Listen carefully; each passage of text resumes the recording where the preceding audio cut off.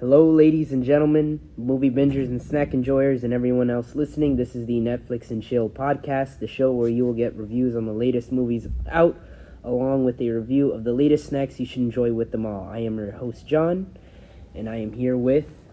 You got Jaden here. Joanne's here. Jenny.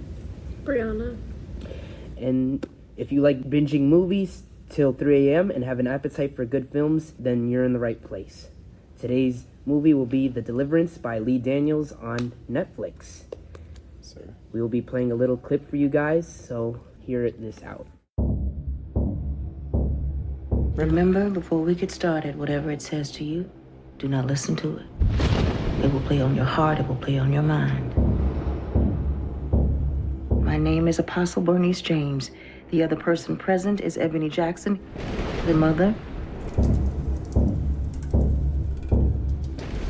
Father, we ask that you cleanse and sanctify us for this deliverance. Ebony, get back.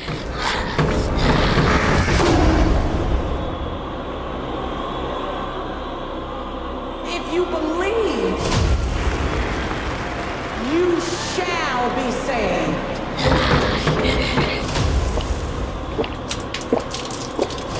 You shall be saved. You shall be saved. You shall be saved.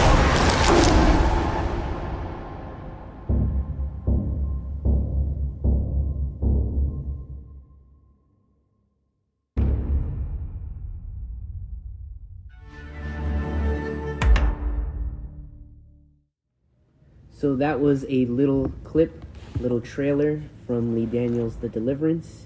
Let me explain the plot of this movie so you can get a quick understanding.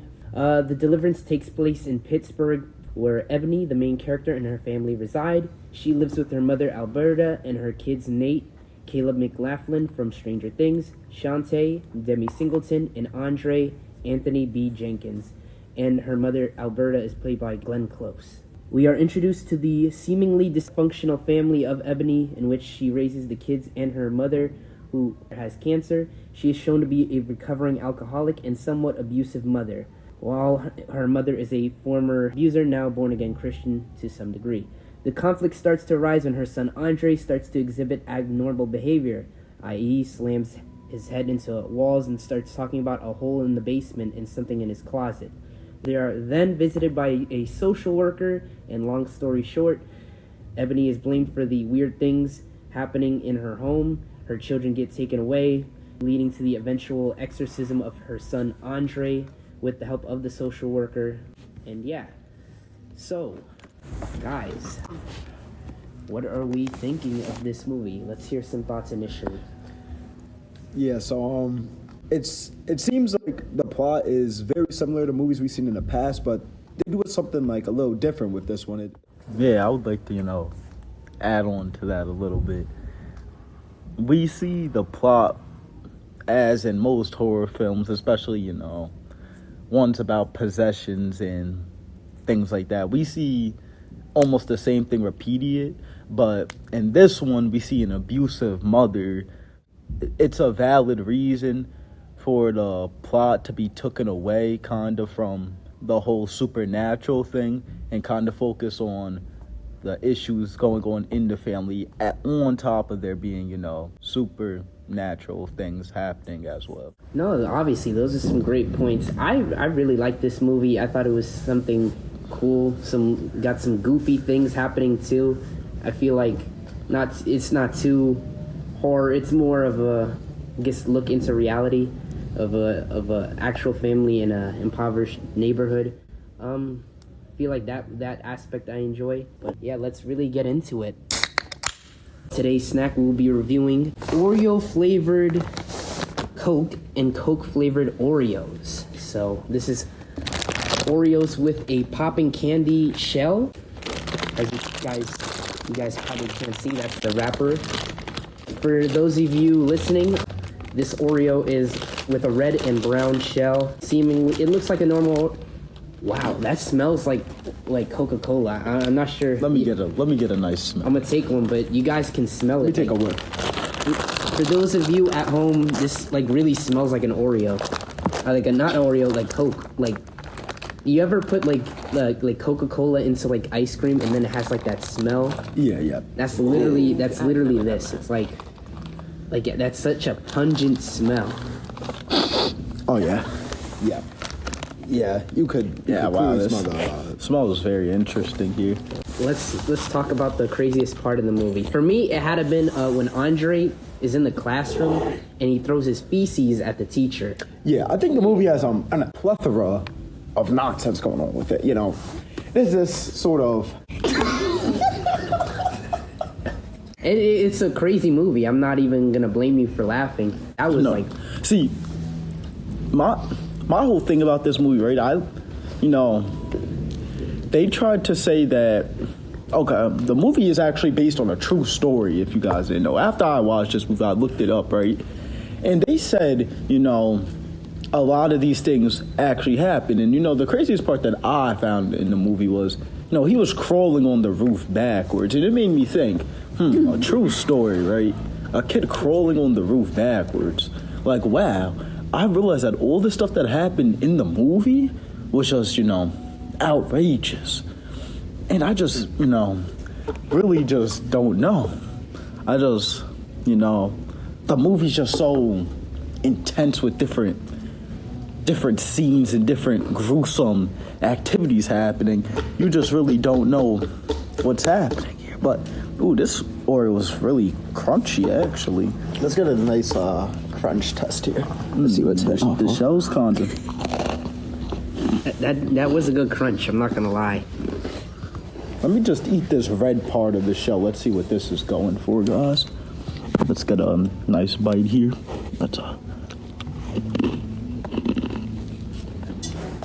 You notice anything about the cream? Do you guys eat the cookies separately? Like, you eat? I usually do. I don't know. I go for it, but since it's our first taste test, I made it together, see what it's hitting on together, Now, it's for sure an interesting taste. That's what I'm saying. It's like almost like a carnival-esque. Like you going to like the state fair. Like, this is something you're gonna get there. Yeah. I don't think it tastes like Coke though. You don't think it tastes like Coke? I think that's a hint. It tastes like. Oh my god! It tastes like when I ate this chocolate over the summer. It was like white chocolate and it had popping candy. Have popping candy. Yeah. Oh, wow. I'm actually not. Wow. These pops are nice. Yeah, it actually has these nice pops. When It's like a eating it. nice explosion of... I actually don't feel any popping. I was gonna say the same. I'm not Take feeling off any the top. pops. Take off the top and eat the Take off cream the by top and itself. just eat the cream with the black part. It has like a nice explosion. You'll taste the of top, flavor. the pops. Yeah. You could even hear it. Oh, okay. It has a nice explosion of flavor. No. Have any of you guys tried the Coke yet, though? Nah, to the Coke. Let's see what we're going for here, guys. Wow, 0 sugar as well.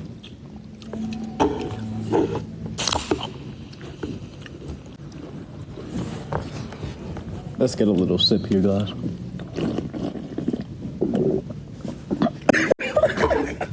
Wow, so that's instant flavor hit for you guys listening at home. Like he's just instantly hit by the flavor, which I'm not gonna blame him. It's like this is not for everybody, but You know what? Now I gotta try it. yeah, I mean honestly, wow. get a little hint of it. It's the 0 sugar, maybe. I think the aspartame in it, I think, is what's causing that instant flavor attack. I think the Coke actually tastes more like Oreos than the Oreos do Coke. Maybe I it's think- not cold. Do you think this is I think controversial? Does the temperature of the drink affect the flavor? Yes. I believe so. Yes, because see, like hot tea doesn't taste like iced tea. You know what I mean? That's actually a valid thing. I wouldn't have got it without that visual. That's actually All right, Hot guys. tea tastes. My first sip, was kind of... We'll try this again.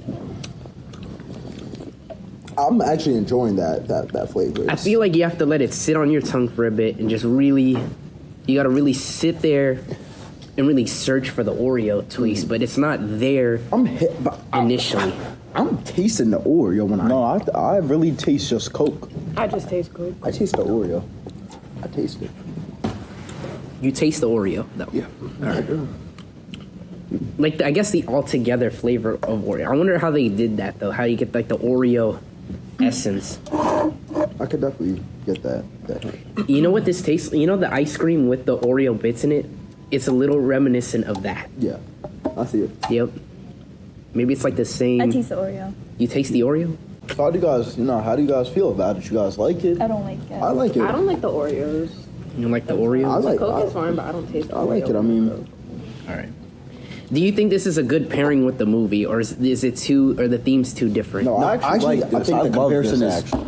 it's beautiful. I love this, It's, if you guys, didn't know, these cans are nice, and the cans and the Oreo packaging they're real dark and You guys can. Serious almost, just like the movie. just like the take movie, another real one if you black.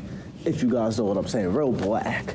So, as I said before, You guys are welcome to take another one. Just to get more put that right there. into it. I'll try another Oreo. Yeah. Just to get like the flavor, I want to try the red one by itself because I'm trying to see if the red shell, Tastes different. yeah, it has a different. It tastes different, though. Definitely tastes different. Yeah, it does taste. Well, Well, I'm gonna try to eat to be them fair, I'm together. gonna give your theory a chance. So let's see. I'll eat them together. Let's try that. Yeah, they actually do taste it. I think it's more of a mental thing because it's different color. You think they taste different, but you know what? There's definitely red 40 in this, though. I'm gonna say like for that. Sure, that probably changed it. No, I definitely taste the Coke in the Oreos, but it doesn't necessarily taste Tastes like like Coke. To me, I got like a minty taste. Did you just say the same thing as me? Yes. Nah. Get out of my mind, okay? Yeah. But anyways, as I was saying, guys, I think the flavor of the Coke transcends in the Oreo, rather than it being a normal Oreo, I think it rises above a regular Oreo. like you could taste a little bit of Coke, but it tastes like something else. I just got the popping. Yeah. It tastes like It's there. It's tiny, but it's there. you gotta open your mouth. It's not like. It's very tiny though. It's not a lot. On a scale of 1 to 10, it's like the popping sound. The popping itself is like a 4 on the scale of 1 to 10. I don't know. It's not strong popping.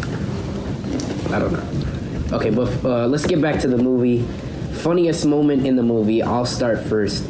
When Andre threw his fecal matter at his teacher. Very unexpected. Yes. Now, what I think the funniest part was when I'm not, don't quote me on this, but the somebody from one of the wherever the mother was talking to people about her son, they were trying to say that it was her fault, and she's like, well, how is it my fault and my son's climbing on the wall? Like, I just found that so funny because, I mean, what goes on what could a mother possibly do to make her son climb backwards on a wall? Actually, that's a good point. I wanted to bring this point up. Is the mother in the movie, the Ebony, is she necessarily a good person or a good guy character? Actually, no. I do not think so. A person or a mother? Sure. Like, is she a good I mother? don't or- really think Not so. a good, not a good mother. Even mother, just a good I don't think person. so. What I would like to say is I don't think that she's in her prime. Like, she's not 2018 LeBron here. She's Overall, I think she's actually, bad person because, like, one, as a mother, she's a little too hard. I understand, she's not 2018. she's not the worst mother, but, as a person, she's not really a good person at all, A lot of people go through the same things in real life and they take it better than what she does. She's not a bad person, but, I can't say she's a good person. I wanted to bring this up. Do you think in the movie, right, that she blamed her problems or she used that as a reason to justify her bad parenting? I also feel like she didn't appreciate the help she got from her actual mother because she moved her mother in to help with the kids, but then she was constantly fighting with her mom and not. I actually think the grandmother is the true protagonist in this film.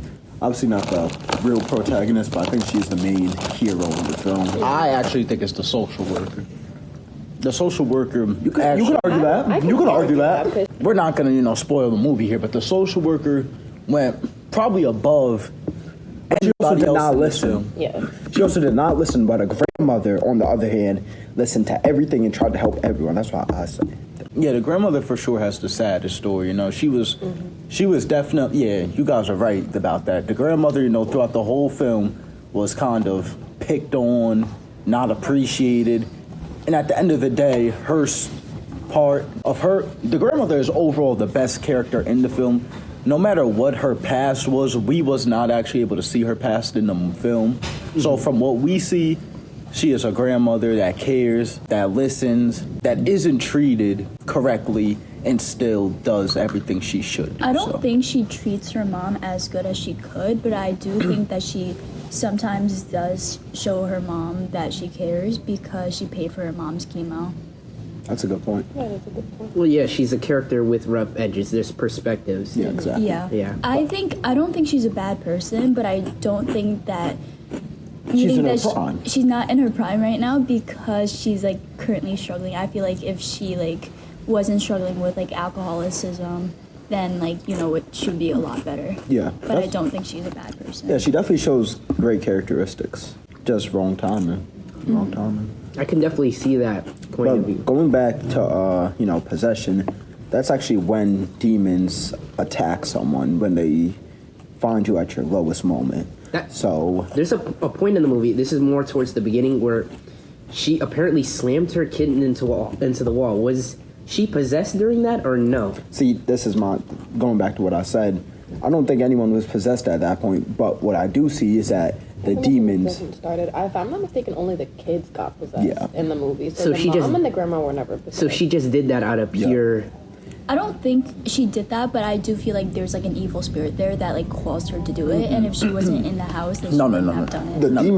The demon decided to possess after seeing this. This shows her character development. This is put into the film to show us the type of mother she is. Yeah, but what character development are we talking about? There is no character development. So why'd you say character? She had a little more character. I mean, we have a little bit of No, I character. said the type of character she You can't is. say she has character development for her love.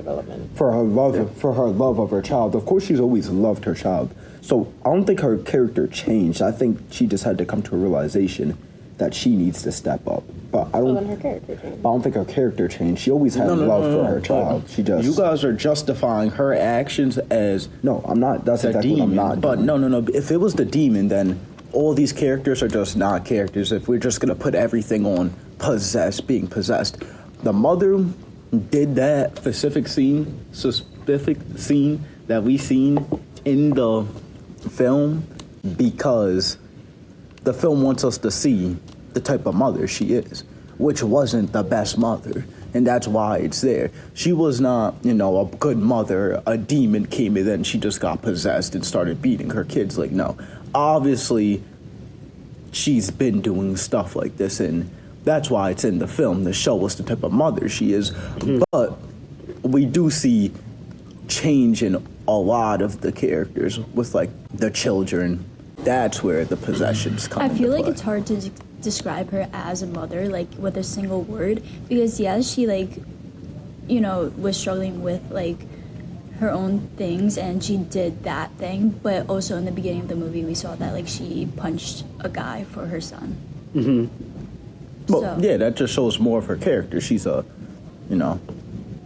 She's someone who would protect her kids, but then also doesn't treat her kids well. Exactly. Yeah, like, I mean, like, at the end of the day, she loves her kids, but she doesn't show that to her kids. It's quite literally what the film tried to make her, a black mother from a poor community. All right, I guess we're going to our last section of this podcast. We're going to be reviewing or rating both our snacks and our movies. We'll start with the movie. So, guys, on a scale of 1 to 5, what do we think about this movie? What are we thinking? I personally like the movie a lot. I actually love horror movies, and I see a lot of, horror movies that are just bad. I actually enjoyed this. I'll probably rate it out of 5, probably like a 4.5.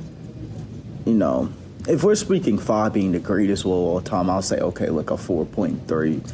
But I mean, the film has a lot going on. It's, you know, pretty scary at the same time, and it gives you a lot to think about too. And it's also not necessarily just horror, it's kind of everything else that plays a part in it too. And I feel like everything kind of works perfectly for the film. So this movie, I'll give it a I'll give it a 3.5 or a 3. What? That's low. It is kind of low.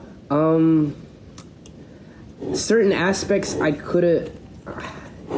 To me, it did feel a little too familiar in some senses that I've seen in other films. Like cliche? Not, I guess you could say cliche. But you see, this is where I argue that, because like I mentioned earlier, we do see a lot of the same films. So what more can you expect out of a film dealing with, you know, possessions and stuff? Totally fair. This is based on a true story. So it's True. not like they just completely made it up and wrote it out. This is something that a whole family truly experienced, and a family before them, as we obviously saw in the movie. Mm-hmm. But it's like, you know, any film that is doing something on possessions is gonna seem repetitive. But I feel like with this film, they did something about it to make it not repetitive, and that's why I rated it a little higher, because we really do see the same films about possessions and stuff almost every year. And those are the films I was talking about where it's kind of just, I don't really like the film. But I feel like this film did something to change that. So, speaking on a fair level, I feel like this film is, you know, better than those other just films we've seen. So, that's where I think it's better. You know what I'm saying? That's like making a slasher film now and saying, oh, I seen Friday the 13th and Halloween, so it's kind of just feels like Jason and Michael Myers. Like, no, if they do something to switch it up, now we're not just copying. So that's why I say it's different. Yeah, I feel like that's a fair assessment. I only did 3. My assessment specifically only comes from visuals. I would say visuals, maybe, a comp 4, I guess, for visuals, because visually it was like you had pretty funny stuff happening. The plot itself, I mean, it did feel kind of long. Sometimes maybe that was just me, where it's like you're kind of just waiting for something exciting to happen, and you'll get something funny that happens, yes, but I feel like there was a little bit of build up. So I don't know. I guess that depends per person, but for me personally, I would have liked to just got there way quicker. I don't know. But, I really liked it because of the suspension. And I also do think, like, because the characters had, like, a lot of backstory to them, it made it so, like, that it wasn't just, like, a regular, like exorcism film, you know what I mean? Because, and I also like how, like, they didn't try to make it, like, so scary. Like, you don't see, like, when the kids are getting possessed, like, they're, like, breaking their necks and stuff. Like, I liked it. I liked how they, like, tried to make it, like, normal, kind of. Normal? So I would say you're giving it more like a 4, definitely. I'm like 4, maybe a little higher. I also really just like how like real the movie is, like how like, you know, like there are mothers who are struggling to like be good mothers to their kids. Like all those things are like very real. Any other views on this movie? Any scorings out of 5? Any other scorings? Yeah, like I said before, it doesn't have a plethora of nonsense. You know, it's real. It's really real. So I give it, you know, I didn't find it too scary though for a horror film. So I just I can't rate it, you know, too high. Maybe a 3.8. A 3.8 is fair. I feel like that's fair. How about you? I would probably rate it between like a 4.4 and a 4.6 because I take into, like, when I think about it, I take into like consideration the fact that it is based off a true story. So it's like the things that are portrayed in this movie are things that actually happened. And like, yeah, it felt long, like how you said, like it was a 2-hour movie, but it's like I like the fact that it went into detail about everything that actually did happen and all the things that, and it like really gave like light on how everybody was feeling, like how the mother was like, I mean, the grandmother was trying to get the mother to be a better mother and to listen to how she's the one that found out they were possessed, and how the mom was going back and forth with, are they possessed, are they not possessed, are they just being bad? How the social worker was trying to be kind and like let her keep her kids, but ultimately there was nothing else she could do and she had to take them because that's her job. To steer this into the snack portion, we're going into our final aspect of, the snack review. So for this snack, we had the, just to reiterate, the Coca-Cola Zero Sugar Oreo flavored Coke and the Coke flavored Oreos. Was this a good pairing for this movie? Would you, do this pairing for watching The Deliverance?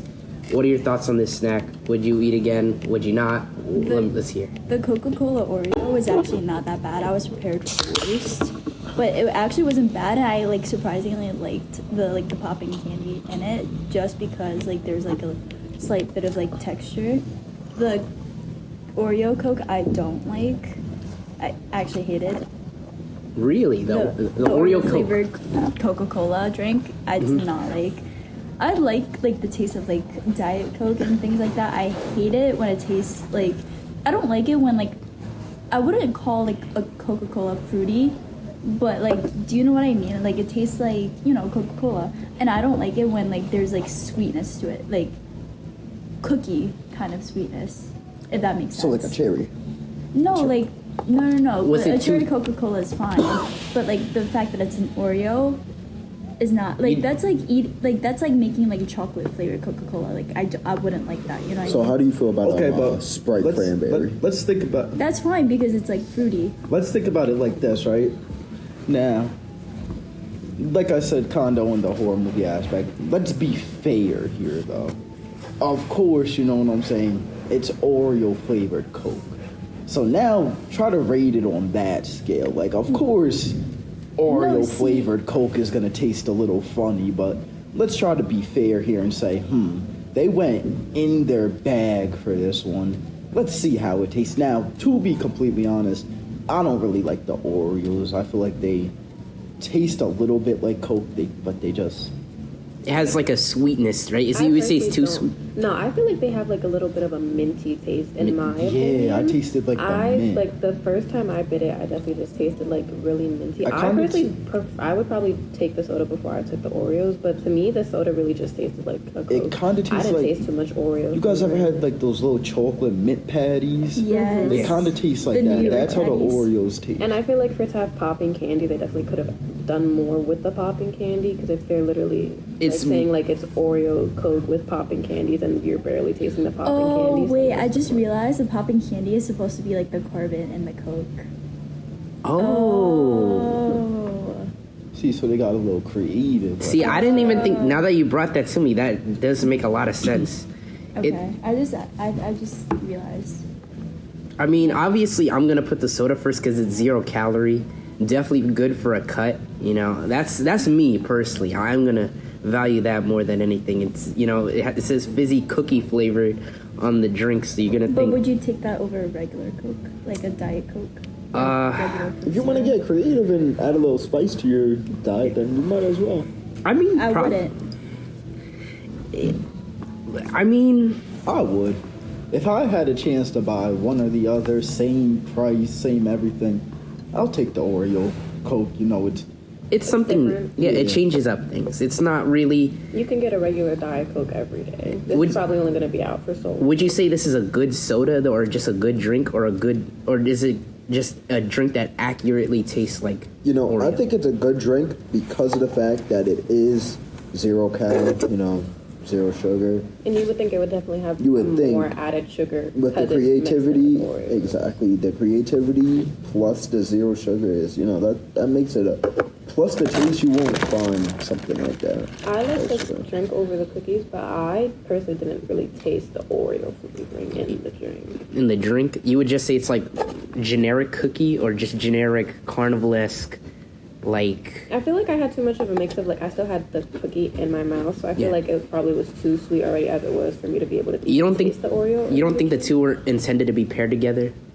They probably are, which is probably what makes the Because I feel like Coke taste more like Oreo. that's more like capitalist thinking, or it's like, you gotta. If you eat an Oreo right before and then you have. That's probably Coke, why they it's gonna- made the can black, because the cookie, because it's black. They and match. red. Yeah, for you guys Matching. listening at home, they're the same color, so yeah. But you were saying that's why you think it's the same. Yeah, like I think there's because like eating an Oreo cookie with a Coke, like say like not Oreo, like say like it's just a regular Coke. Just eating that by itself, like the combo's like really weird. But I think like they were meant to be brought together, like whether you eat it or not together or not, like whatever, do whatever you want. But like I think they were definitely meant to like match each other. Other than that, I'm gonna give. I'll start off rating. I'm giving this out of 5. I'll give it a 2. The drink a 2, and then the Oreo. Out of 5? Yeah, and I'll give the Oreo a 2 as well. Actually, yeah. So with the scale, are we rating, based off expectations or based off drink? I guess off of the taste. Because- maybe if you want to do it either overall or just taste. Because I'm honestly, thinking I'm not a big. expectations. I don't expect a lot. I don't expect I don't expect a lot. It exceeded my expectations. It exceeded. But I'm not a big soda fan, so the taste for me isn't gonna be that high. It's probably gonna be around a 2 because I'm not that huge of a soda guy. But my expectations, I'll give it a 4.5. 4.5 out of. I'm more. If I'm rating it fairly, putting everything in the aspect, I'll give the drink a 3.5, and the cookies probably a 2.5. Or I'll give the cookies, let's say, a 3, and the drink like a 3.7.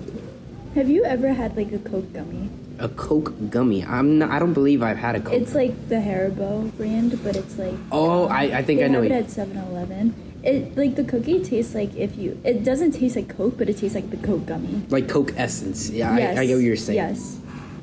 I thought I would hate the cookie. I don't hate it.